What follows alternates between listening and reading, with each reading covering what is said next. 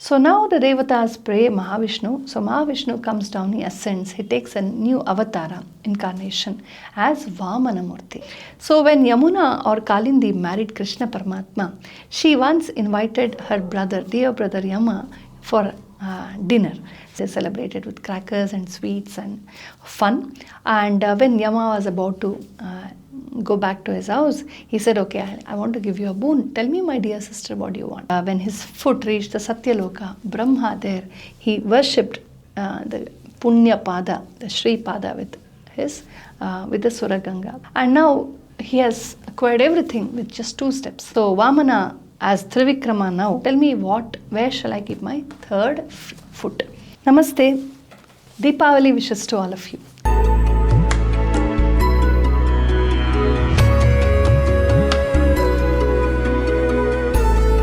Deepavali is originally a festival of 5 days, mainly 5 days. That is, it starts with Dhanatrayodashi or Dhanteras. The 2nd day is Naraka Chaturdashi. The 3rd day is Deepavali Amavasya. And the 4th day is Bali Padyami, that is today. And then the 5th day is Yamuna Dvitiya or Yama Dvitiya or Bhai Dvitiya, Bhagini Dvitiya as it is called. And amongst these 5, the middle 3 days are most popular across Bharatavarsha. So today is Bali Padyami.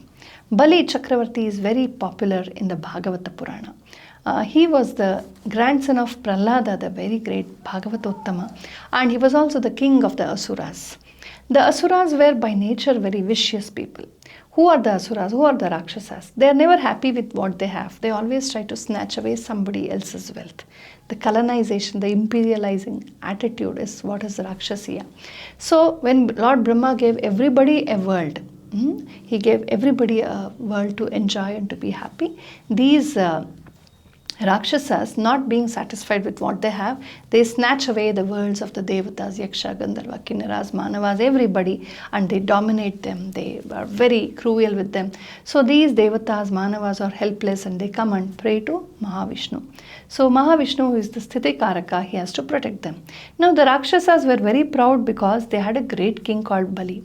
Because Bali was a gentleman and most of the Devatas, everybody had great regard for him, this proved an advantage to the Rakshasas. It was like the right man in the wrong party.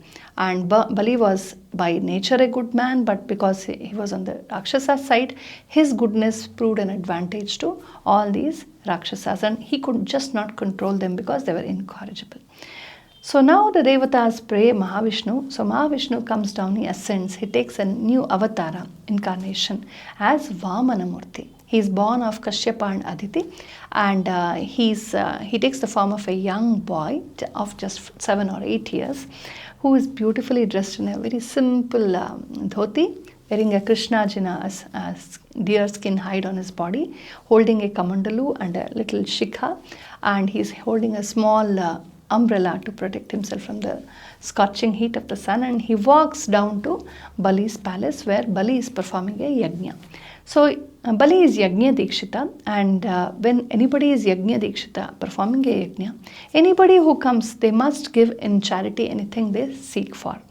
So little Vamana came there and everybody was astounded at this little boy. What a lovely boy, how varchasvi, how he is glowing with such a spiritual glow. Who is he? He should be somebody special. Everybody was speculating. And then Bali asks him, okay, tell me, what do you want, dear child? And the little Vamana very frankly says, I want 3 steps of land. 3 steps. Bali said, what 3 steps? You are such a little boy, your feet are so small, and you take 3 steps, it will not be even 1 feet. What will you get at all in 3 steps? Ask for something big, a piece of land, a plot, a palace, something. I'll give you even a part of my kingdom. Vamana says, no, I want just 3 steps of land. Okay, Bali exactly did not understand what he meant, but he was about to give. And just then his guru, the Rakshasa guru, Shukracharya, a very smart person, he thought, I think there's something fishy here, something dangerous here. And he tried to recall, yes, in the Vishnu Sukta, in the Vedas, they say, in 3 steps he encompassed the whole of the Brahmanda. I think it is Mahavishnu who has come here to teach us a lesson for all the nasty things we have done. We should not give in to him. Immediately he tells his Shishya, Bali, no, don't give this. dana. But Bali says, okay, if at all he's come back to get back everything from us, I think he's right. What is dharma should be, and we are wrong. I think we have to be taught a lesson for this. Secondly, he is my Ishta Devata. I've always worshipped him with great love. He comes to my doorstep and asks me for dana. How can I say no? I don't mind losing everything and my own life. I will give him dana. So Bali proceeds to give dana.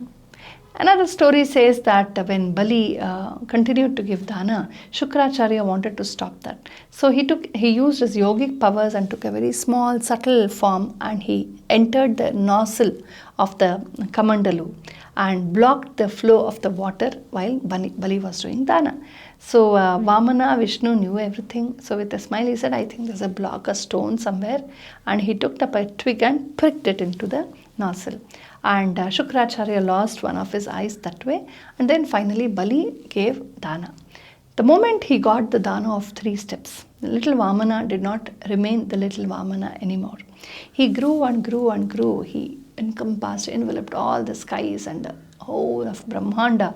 He took a very huge form, and then he extended his feet.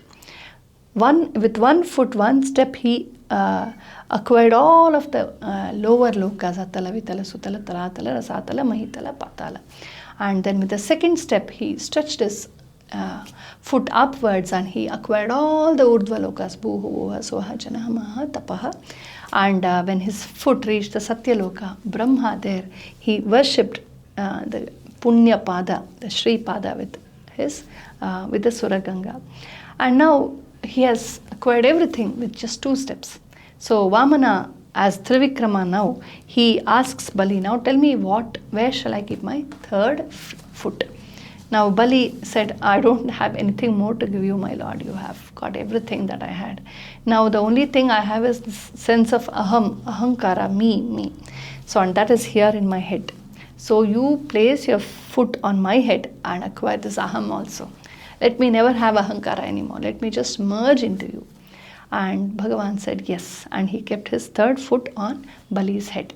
Along with Bali, all his Rakshasa tribe totally were slowly pushed down into the Patala and Rasatala lokas where they truly belonged.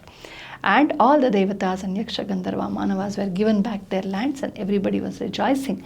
Now, the Rakshasas were punished, and they were tricked to give back what they had very unlawfully snatched away from others. But now Bali was a great Bhagavatottama. He was a great devotee of Vishnu. So Bhagavan has to bless him also. He says, okay Bali, I had to do this for Dushta Shikshana Shishta Rakshana to protect Dharma. But because you're a great Bhakta of mine and you personally have never done any offense to me or to Dharma, I will bless you. I've sent you to Patala Loka. Now I'll be your security guard. I'll be a doorkeeper. I'll serve you there. And he goes to the Patala Loka to serve him. So this is the beauty of Paramatma. He will be very ruthless when it comes to Dushta Shikshana, Shishta Rakshana. But when coming to blessing his devotees, he will give himself. He will do anything. He is Vajradapi Katorani Mruduni Kusumadapi. So this is how Vamana blesses Bali Chakravarti. So this is the beautiful story that we contemplate upon on this day. We do Vamana Puja, Bali Puja, Trivikrama Puja. There are some beautiful traditions where a beautiful Bali's fort is built and then Vishnu is kept there and worshipped, and Vishnu Pada is worshipped in some places, and different regional styles of worshipping Mahavishnu is there. And Mahavishnu shall bless everybody who worships him on this day especially. So we celebrate Deepavali today also in the evening by lighting lamps and invoking Lakshmi and doing Krishna Puja, Vishnu Puja, and giving Deepadana and distributing sweets, and especially contemplating on Tamasoma Jyotirgamaya. May the darkness of wickedness and evil be totally dispelled, and may good, may Dharma, may the light of Dharma, the light of joy and light of wisdom prevail. So with this prarthana, we also have an extended part of Deepavali, that is tomorrow is Yama Dvitiya or Bhagini Dvitiya, Bhai Dvitiya. This is a small story which says that Yama and Yamuna are both the children of sun, Surya. So when Yamuna or Kalindi married Krishna Paramatma, she once invited her brother, dear brother Yama, for dinner.